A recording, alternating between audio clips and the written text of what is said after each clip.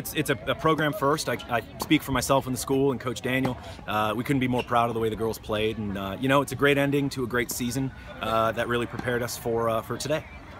These last 2 years here for the girls, back-to-back state titles, and a lot of familiarity with the players as well, with a lot of repeat players. Definitely, yeah, and we're lucky to only be graduating a couple of our squad for next season. The majority of our starting lineup is hopefully going to be coming back. So I hope the continued success for next season, which is what we kind of had this season coming off of last year. It's great having players that understand not only the game of tennis but understand sort of the mental toughness that comes along with playing team tennis, playing for your school. It's a different aspect of the game, and so I think having those players come back and had that drive to begin with in the season was really helpful and really a big factor in why we won today. How would you describe the year? I think this year was an overwhelming success. The girls' only matches we lost this year were we lost to a team in Texas, and we lost to Walton, who's I think 10-year state championship in the 7A. So I think the depth of our schedule and the strength of our schedule really showed a lot. Today is a culmination of every single match and every single practice these girls have put in since they started playing tennis, and I think this season especially was great to prepare us mentally and physically for the adversity of the postseason and the result of this afternoon. Looking ahead to next year, are you going to try to do the same with the schedule?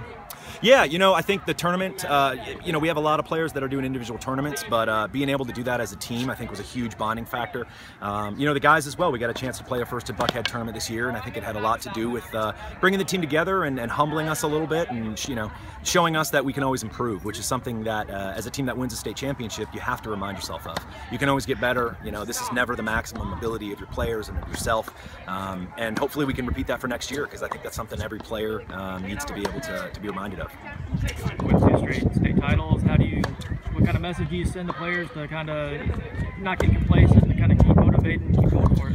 That's a difficult one. I think there is the intrinsic value of winning a state championship that a lot of the players, being able to be recognized by your school for something that you've been doing your whole life. A lot of these players have been, playing tennis since they could stand up. They've been holding the racket. So I think there's a lot of that motivation and being able to play for something more than yourself, and that drives our players a lot. Beyond that, having a schedule that challenges our players, having that competitiveness that a lot of our players really yearn for, I think is going to be a big part of it. But it's a tough problem to have, but it's a good problem. How to motivate players that are very successful. So we'll take it one step at a time next season and hopefully have the continued success of this one. Look on the guys' side now, finishing state run-up for the first time in program history. Just your thoughts on them accomplishing that? I couldn't be more proud of the guys. Like I said, any team can win a state champ. If you're in the finals, it's down to one match, and we told our guys it's not going to be a battle of miles, but a battle of inches. And you can see that. A lot of the scores didn't reflect what I think were some very close matches. We had a lot of matches go to deuce. Our one doubles took it to the tiebreak in the first set. It was competitive across the board. And I think our guys, they set a program standard. We set the benchmark now. We have something to go forward with next year and something to continue to reach for.